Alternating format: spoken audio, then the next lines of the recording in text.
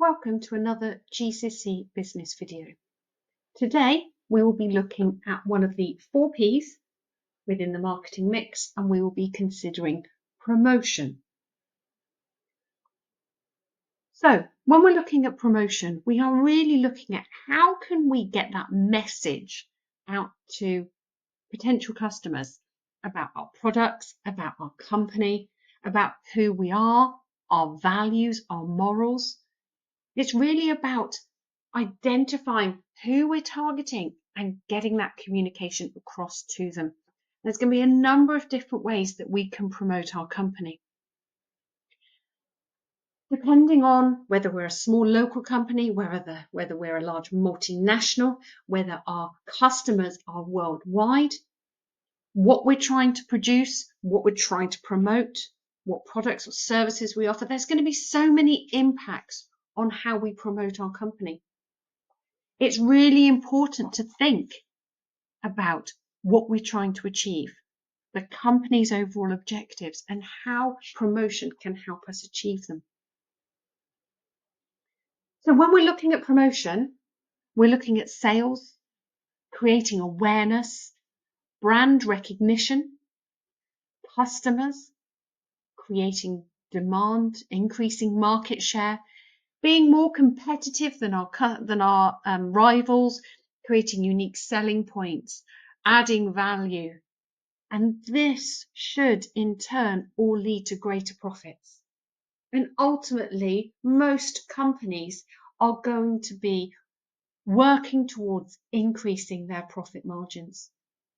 So promotion can really help you achieve that. And as I said before, when you're answering a question, don't just jump to promotion. Explain how promoting the product will help improve one of these areas, which will lead on to increased profits, but make sure explaining why and how. So one example is through product trials. You may have been in a supermarket before and they've asked you to try a sample. Sometimes you can test drive a new car and have it for a certain period of time to see how well it runs. It's giving potential customers a free taste or a longer trial of your new product. It's giving them a chance to test it first. Does it fit into their lifestyle? Is it what they're looking for? Do they like it?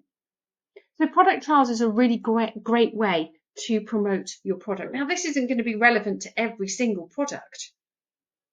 So even on this platform, you would have had a free trial. So 7-day free trial to see if you like it before you sign up. That is an example of promotion. One other area that we talked about right at the very beginning in terms of promotion was brand. And brand recognition is really, really important. And you'll see a number of different brands here. And I should imagine you can probably go through and recognize most of those brands. Getting that brand recognition is so important because it's an identity. You may have played the logo game before. You would recognize those logos, recognize those brand names, and be able to say who they are and what products they sell. It is an identity for those customers. So let's have a quick look at some advantages and disadvantages of the brands. So, advantages and disadvantages. If your brand hurts customers or acts unethical, it can impact revenues. So sometimes, as a brand name, you may do something wrong. And if you do something wrong, then that's going to negatively impact your company. The brand owner can usually charge higher prices, especially if the brand is a market leader. If you have a brand that is recognized or associated to high quality, you can quite often get away with charging higher prices. An example of that is Apple. Brands inspire customers' loyalty, leading to repeat sales and word-of-mouth recommendations. So if you are loyal to a particular brand, it could be Cadbury's chocolate. That's your favourite, and you'll just keep buying that chocolate over and over again. It takes substantive investment to create a brand, so it costs money. To create something that everyone will recognise costs. However, on a positive, your logo can be instantly recognisable. That's fantastic. Straight away, You see a logo, you know what company it is. Retailers or service sellers want to stock top-selling brands. With limited shelf space, it's more likely the top brands will be on the shelf. So there's a demand from retailers as well as customers. Let's have a look at Coca-Cola. Now, we all recognise Coca-Cola, and there is some talk about the fact that actually Coca-Cola was the inspiration behind a red Father Christmas. And actually, Father Christmas should be green. But there's some people say it's down to Coca-Cola, rebranding, remarketing. So Coca-Cola. Now, here's an example of a question that would be related to Coca-Cola. Explain the impact of Coca-Cola having a successful brand. Coca-Cola has had a hugely successful brand. Everyone recognises the brand name Coca-Cola. So for a question like that, a 6-mark question, if you're doing the AQA, you will now have to explain 2. If you're doing Edexcel, you may explain 1 and use your 5 connectives. So by having a strong brand, Coke will ensure Coke has a strong brand recognition. A strong brand recognition, this will. So we've got some sentence starters there of how you could explain the impact of Coke having a successful brand. Ultimately, the impact of Coke having a successful brand will mean customer loyalty. Now, I personally don't like Pepsi. I will always buy a Coca-Cola. So they already have customer loyalty from me. I don't buy it very often, but if I was going to buy it, I would buy Coca-Cola over Pepsi. You may also be like that. You may prefer Pepsi. But what we're saying here is that brand name will have customer loyalty. That leads to repeat purchase. That leads to an increase in market share. That means that as your output is increasing, you should be able to benefit from economies of scale. And that means you should be able to increase your profit margins. So you can see we're not just jumping to profit margins, we're filling in the gaps in the middle. So ultimately, promotion is an attempt to obtain and retain customers by drawing their attention to a firm or its products. It's ultimately what promotion is doing. Telling the customer about a product. What can this product do? It reminds customers about existing products. What do we already have? It reaches a widely dispersed target audience. It can reach a lot of people by promoting your product, especially if you're on a platform such as the TV. Reassures customers about the product, and you maybe answer any questions that you have, because it's not just the TV adverts or advertising in general. It could be including public relations or anything else that's going to communicate about that product to their customers. Shows consumers rivals are not as good. So, hey, look, we're better than everyone else, and this is why. And therefore, it's developing that brand image all the time. It can be informative, persuasive, or reassuring. Is it just telling me what this product does? Is it persuading me to buy it? Or is it reassuring me that this product is really, really good? So designed to put pressure on consumers to buy a product, convincing them to buy one brand over another. So have a think, which one is that? Designed to put pressure on consumers to buy a product. Have a think, which is that? Informative, persuasive, or reassuring advertising? Aimed at comforting consumers, suggesting they were right to purchase the brand. Again, is that informative, persuasive, or reassuring? Increases consumer awareness of product features. So which out of those 3 definitions goes with the key term? So informative advertising, that increases consumer awareness of product features. Designed to put pressure on consumers to buy a product is persuasive, is putting pressure on, it's persuading them. Aimed at comforting consumers, that's reassuring them. So we've got 3 different key terms there, 3 different definitions.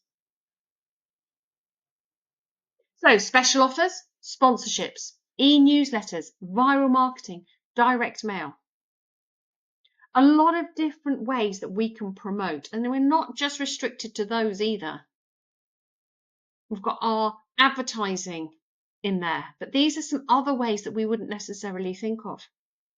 Special offers are buy one, get one free. Sponsorship, getting celebrities to endorse the product by wearing it. Direct mail, post that comes directly through the door. Viral marketing, it goes out to everyone. You get this in your emails and everything. E-newsletters, just informing people of what is going on with those products. I get them all the time on my emails. Some of this is based on the cookies. So, when you go onto certain websites and you have to allow cookies, that means they're taking the information about what sites you're looking at the most. They can then take that information and then target you specifically with promotional. So special offers are methods of promotion in the short term to boost sales. So free gifts, loyalty cards, coupons, competitions, money off deals. So buy one, get one free. It's just persuading you, just trying to persuade you to buy that product. Direct mail. So direct mail is when a business mails out leaflets and letters to households about new products. This is developed with the rise of the internet. So you don't have to have it just through your doorway anymore. Emails are exactly like direct mail, but come directly to your email online as opposed to through the door. Online advertising. More than half of all promotion spending in the UK is done using digital advertising. So websites, Twitter, Instagram. And that is getting more and more and more. It's a great way of attracting lots of people at one time. E-newsletters.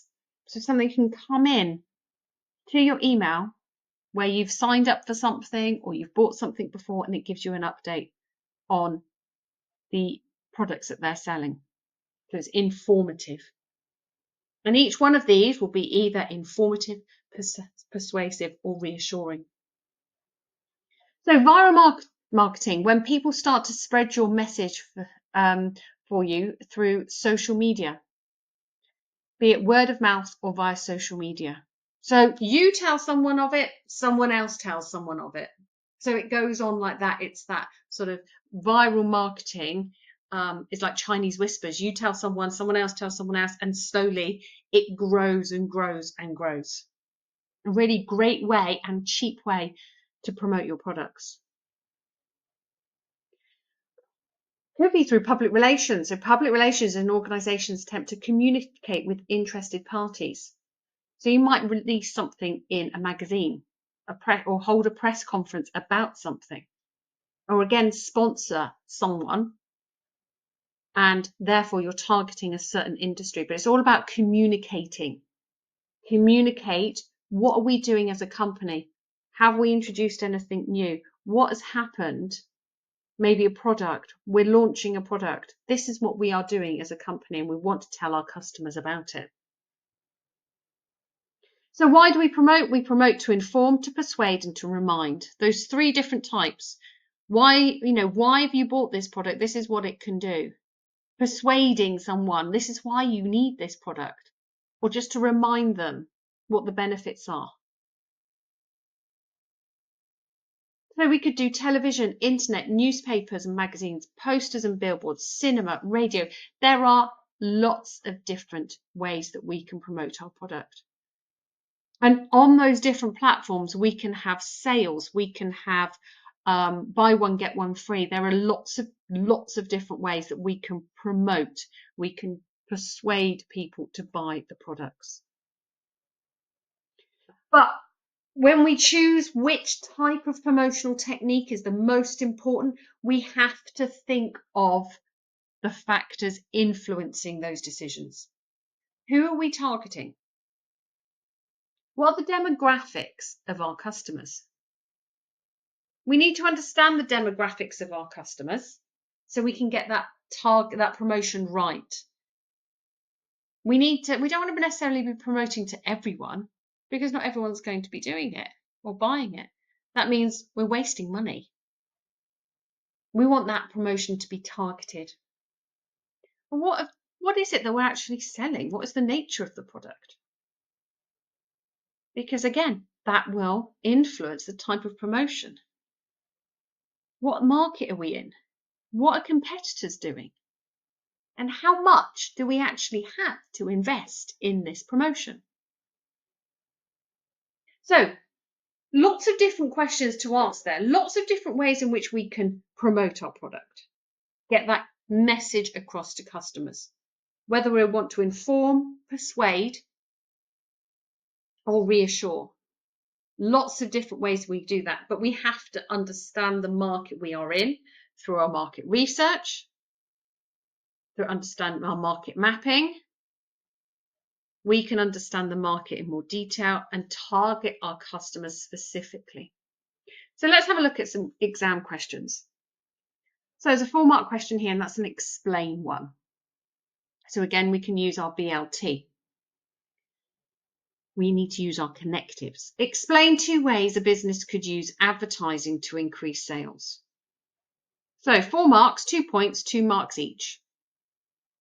Or we could use 1 point, and if it was a 4-mark question without the 2 ways, we'd use 1 point and use our 3 connectives. But this is explaining 2 ways, so we need 2 points, 2 marks each.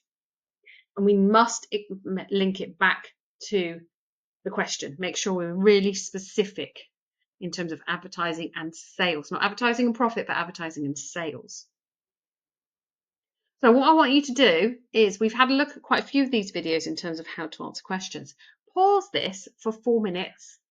Give yourself 25% extra time if you get extra time. Come back to the video and we will have a look at a model answer, and you can make a comparison between the two.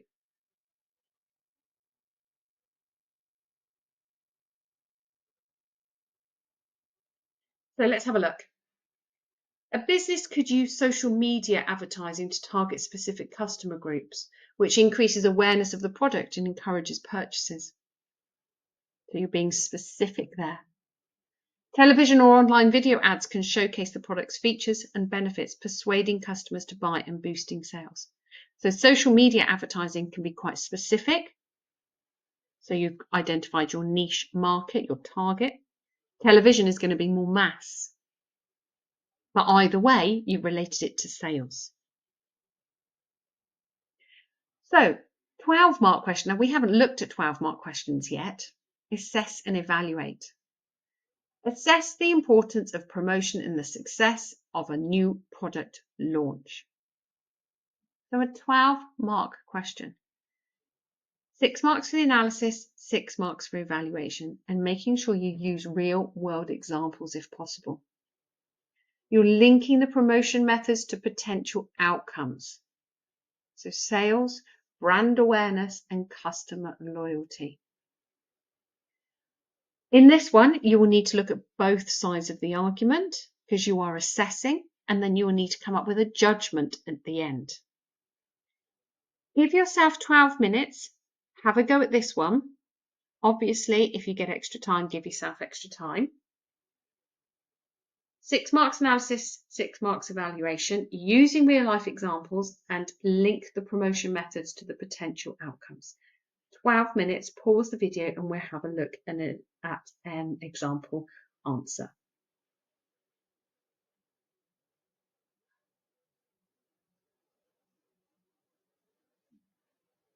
Okay, let's have a look then. And you can compare your answer to a model answer. Promotion helps create awareness of a new product. For example, so you've given me some facts then, you're actually then using the example. Using social media campaigns can reach thousands of potential customers quickly. Advertising can inform customers about the product's unique features, encouraging trial and increasing initial sales. Sales promotion, discounts, buy one, get one free, can incentivize customers to purchase immediately, boosting revenue in the short term. Good promotion also supports brand image and positioning, helping the product stand out in a competitive market. So you've got a number of different examples there that you could have talked about in your analysis. In your evaluation, what do you need to talk about? Well, while promotion is important, it must be supported by other factors such as product quality, competitive pricing, and good distribution. So you're saying there that these here are the benefits of why it's really good. However, you understand that it's not just in isolation. So your evaluation is the flip side of the argument.